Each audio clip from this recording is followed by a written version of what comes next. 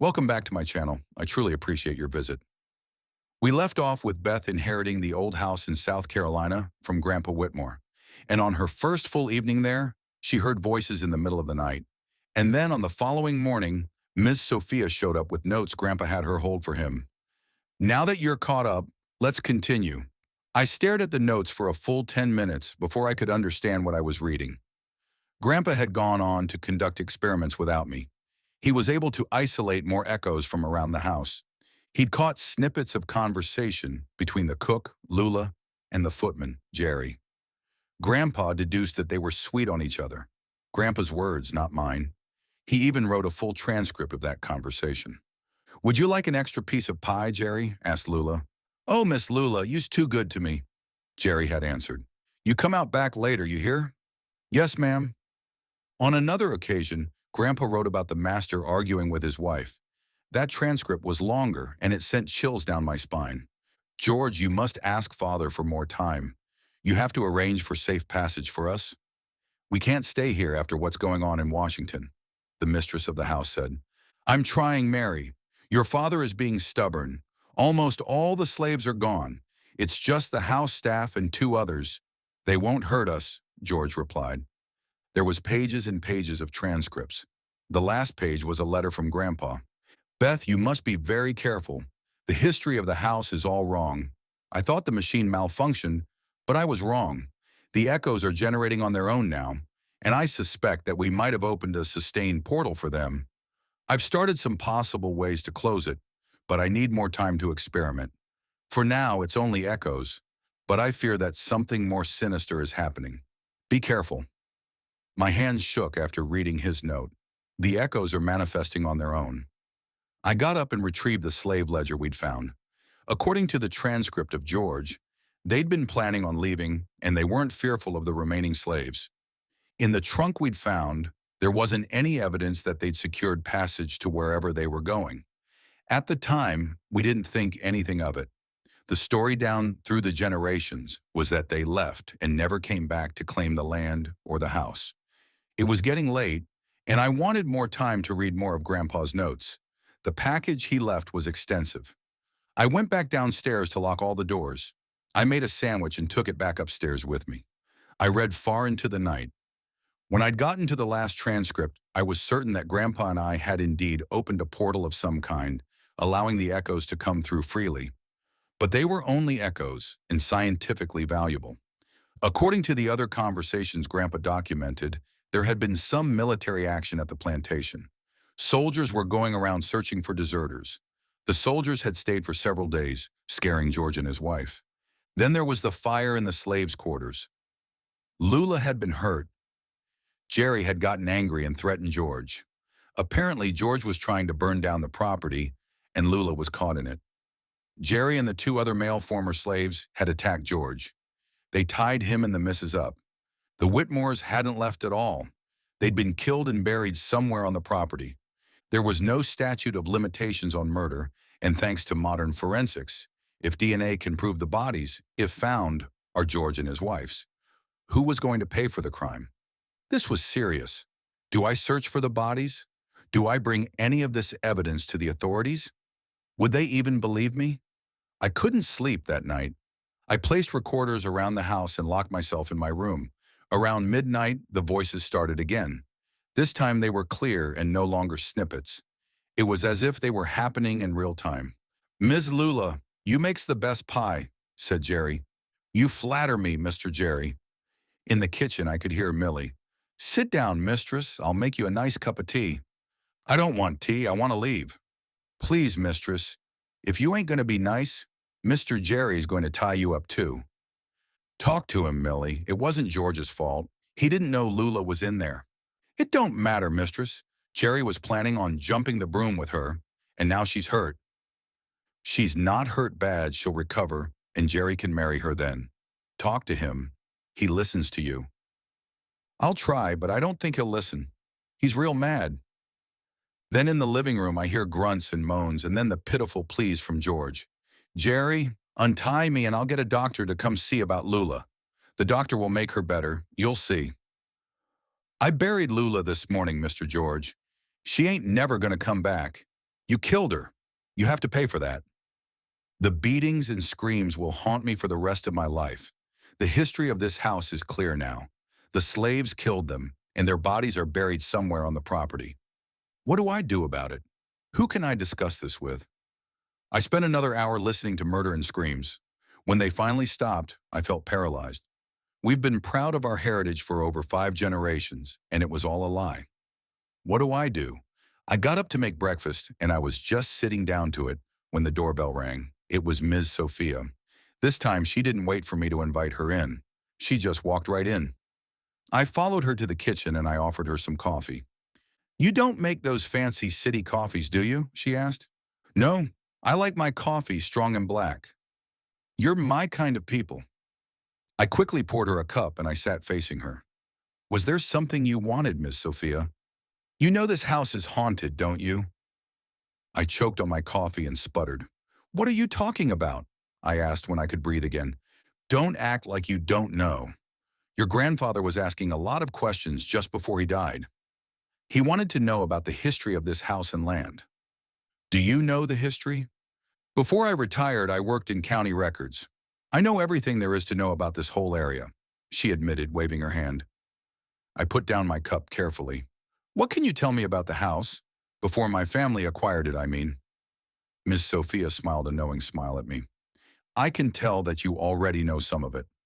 Most folks in the area are descendants of the slaves from these parts. Some left, but a lot stayed. Them that stayed did so for a reason, she said mysteriously. What reason is that? Revenge, justice. The Whitmore family were cursed. They did some awful things to their slaves. Some say that the slaves revolted and killed them, and some say that they got scared and left in the middle of the night. Miss Sophia wore a smirk on her face. Are there any records that explain why they left? I wasn't about to let her know what I'd found out. Some of the land your family sold off were part of the slave quarters. They built over that land, and some say that the ghosts of slaves that died there come a-haunting. She was playing with me. How can I get a copy of the records from back then? I asked. She gave me a toothy grin. I've been waiting for this day for years. I know everything there is to know about this land and this house. What do you want to know? Why is this house important to you? I countered. If I wasn't watching her, I would have missed it. A slight twitch of her face told me that she was invested in this somehow. The Whitmores and my family were business partners back in the day. They ran the plantation together until the emancipation happened. There was an agreement between them about the property, but they upped and left before any papers changed hands, she explained.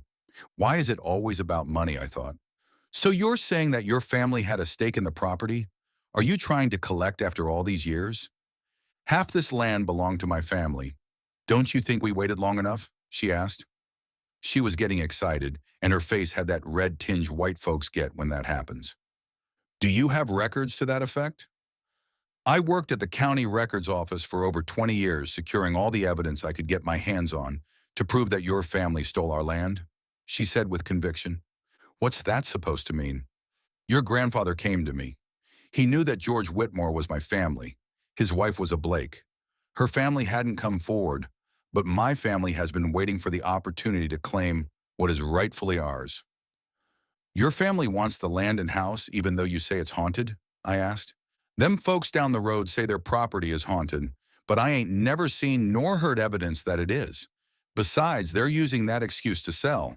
We've already bought all of it back except this property. We've prepared a sizable offer for you. My grandfather left this property to me, and I don't want to sell it, I told her. I have evidence that this land belongs to my family. Your family don't have any legal rights to it. Possession is 9/10 of the law, and we've held on to this property for over 5 generations. It will be pretty hard for you to lay claim to it, I said. Ms. Sophia stood then. Her frail body didn't look so frail anymore. She looked ready for a fight. I was angry too. How dare she insinuate that my family stole any land? It was completely outrageous. She left in a huff and I slammed the door behind her. After she left, I went to work.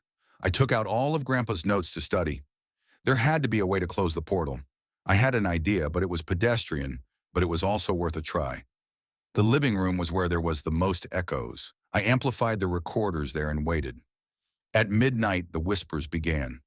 First upstairs and then downstairs. In the kitchen, Millie was preparing tea for Mary. Then it was the living room where Jerry had George tied up. When the lull came in the echoes, I spoke. "Jerry, can you hear me?" I asked. "I can hear you. Can you speak with me?" The echoes changed suddenly. Static filled the room and then, "What yous want?" "Is that you, Jerry?" I asked tentatively. "Where yous at? I can't see you," he replied. My mouth went dry. "Jerry, my name is Beth Whitmore. I'm your great-great-great-great-granddaughter. I've been listening to you and Ms. Millie." "You's a spirit." I could hear the tremor in his voice. "No, I'm from a long ways in the future. My grandpa and I figured out how to listen to the past." "What yous want?" I didn't answer right away. I didn't know how long our connection would last, but I wanted answers. "Jerry, where did you bury Mr. George and Miss Mary?" "They's not dead." "You killed him because he hurt Lula," I said. "I buried Lula. I told Mr. George. He said he's sorry." "You didn't kill him?" "No. The soldiers came and took him and the missus away. They come back to run us off." "Did you get away?" "I's dead. Millie and others too. The soldiers come back with guns." "Do you know why I can hear you, Jerry?" "Lula know the old ways. She make Obia blood magic." "Is Lula hurting anyone?" "Make soldiers pay. They took land, but slaves come back. Took land back." "Who are the soldiers?" "Federate. They try to take land. We fight, bury them near lake." "You didn't fight?" "I fight hard. I helps bury the soldiers. Then got sick. Millie stay to protect land with husband. They take Whitmore name to keep the land and protect burial place." "Who's buried in the burial place?"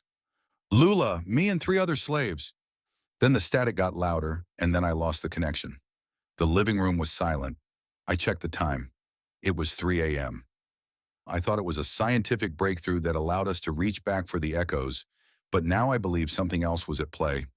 Grandpa and I might have helped activate the echoes, but they'd been playing out for generations. I've come to the conclusion that the house and land were indeed haunted. Ms. Sophia is hiding something, and I intend to find out what it was. I went to bed exhausted and didn't awake until the afternoon. Once I got myself together, I got dressed and drove into town. With my credentials, I was able to get some information. I also asked about Ms. Sophia. I learned a lot that afternoon. I drove home to find her waiting for me. "I come to show you my proof," she said without preamble. I let her in, and again, she made her way to the kitchen. Fleetingly, I wondered why she never wanted to see other parts of the house. Why always the kitchen? "What proof do you have?" I asked. I watched her open her satchel to pull out a sheaf of papers. She spread them on the table like they were sacred. The first thing that caught my attention was an official-looking paper that said deed on the top of the page. I reached for it and she tried to stop me, but I grabbed at it. It was a deed, but the description of the property was different from what I held in my bank deposit box. The deed was fraudulent because the date was wrong. My family had stake claim to the house through a process called quitclaim, which had been passed from one family member to the next for generations. What she had was dated in the early 1900s, probably when her family decided that they wanted the land. "I'd like a lawyer to look at these papers," I told her. "Do whatever you like. My family's claim will prevail. These are all copies I personally made for you. Take them to your lawyer. But I want to be clear about this. You and your family will lose." Then she left. To keep myself occupied, I transcribed all that I'd learned from Jerry. Then I made a call to Mr. Singleton. He promised to make the trip in a few days. In the meantime, I kept busy. I began to renovate. I called an electrician to update the electric current running through the house. Then with some of the money I'd saved over the years, I bought new furniture and kitchen appliances. I'd been engaged in moving the old furniture to make room for the new ones when I came across a loose floorboard. Upon examination, it looked deliberately cut out. I pulled it free and found a strong box underneath. The strong box was old and not locked. In it were documents that predate anything Grandpa or Ms. Sophia had. The papers, yellowed with age, told a completely different story. The mystery of what happened to Mary and George Whitmore was made clear. Jerry was telling the truth. Confederate soldiers did come for the couple, but for completely different reasons than supposed. It would seem that George was an officer in the Army. He was a deserter. Before he left, he willed the property to Millie. His wife, Mary, ran off and left him to his fate with the Army. So the property truly belonged to my family. The mystery of Miss Sophia was also in the papers. Her ancestor had been an overseer when the plantation was thriving. He'd vowed that he'd come back to take what he thought was rightfully his. He could never prove ownership of the property. Countless members of the family had continued to challenge the law until Ms. Sophia took up the cause. Mr. Singleton came on Tuesday afternoon. He declined staying overnight and insisted that he had a hotel room reserved in town. I insisted that he stay for dinner, and he accepted. After coffee, he studied Ms. Sophia's papers and promptly declared them fraudulent. I showed him what I'd found, and he was amazed at how thorough they were. The seal at the bottom of the deed was authentic. The house and surrounding land belonged to my family. That night, at midnight, Jerry's echo spoke again. He said that he'd been protecting the house for a long time. He even asked permission to rest. I told him he had earned his rest. I heard him tell Lula and Millie that it was time to rest. A few days later, Miss Sophia showed up at my doorstep. She pushed past me, and this time she entered my newly furnished living room. She looked around and asked what I did with the old furniture. I donated them to Goodwill. They were still in good condition. I also told her that my lawyer would be in contact with hers. Her reaction was immediate. She smiled and said that they were prepared to settle as soon as it was convenient. Weeks later, the story came out. Ms. Sophia's ancestor was one of the soldiers who'd accompanied others to come get George. He thought to come back and take the land from the slaves. Not much was said about what happened to him, but I suspect that his bones are somewhere on the property. Ms. Sophia couldn't argue with the evidence, but since her family bought the other parcels of the Whitmore lands, she left it alone. A few months later, I learned that they were building bed and breakfast businesses on the property. They abandoned the projects when bones were found littering the properties. As far as I know, the Historical Society took over the properties, declaring them national treasures. Did you enjoy the story? I enjoyed bringing them to you. Please like, share, and subscribe. Drop a comment because I'd really love to hear from you.